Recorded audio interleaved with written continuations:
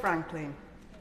Thank you, Madam Deputy Speaker. Before Christmas, I shared in this chamber the issues impacting my Guildford constituents who are struggling to access SEND support.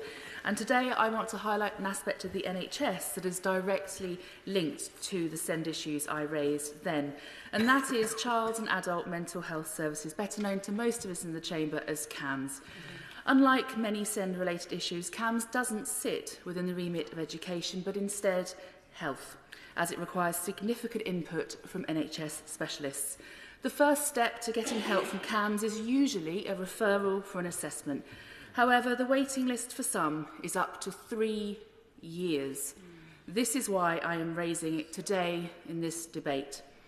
A long wait for an assessment leaves young people without support, a diagnosis, and has wide implications.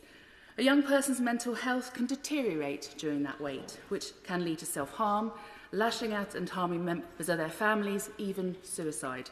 And imagine going through this as a parent, watching, often helpless, to support your child, while the system designed to help does not.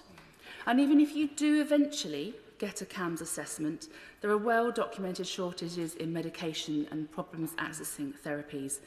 A son of one of my constituents was diagnosed with ADHD and ASD in April 2020, but received no follow-up appointments. While his family said this was manageable initially, his school performance began to decline towards the end of 21-22, leading his family to seek a review with CAMHS in Feb 23. 20 months on, the review hasn't taken place. His parents sought support to prepare for GCSEs, even if the medication had to be delayed, but they were met with a system unable to provide even basic support. They now face an indefinite wait with no resolution in sight. Another constituent has been fighting for support for her 13-year-old daughter, who's been waiting over 2 years for an ADHD and PDA assessment, despite the mother pleading for help for 7 years. This single-parent family has endured systemic failure, leaving the family suffering to an extent that I'm not going to go into detail about today. The prolonged wait for an assessment has taken a devastating toll on both of their lives. It is clear action is desperately needed to ensure the resources are there to support young people and their families through the CAMHS system, and that medication shortages are addressed.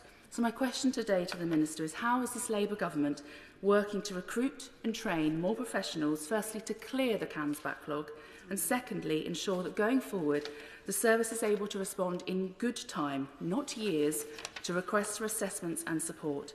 Too many young people and their families are being failed by the current system, and it's time this comes to an end.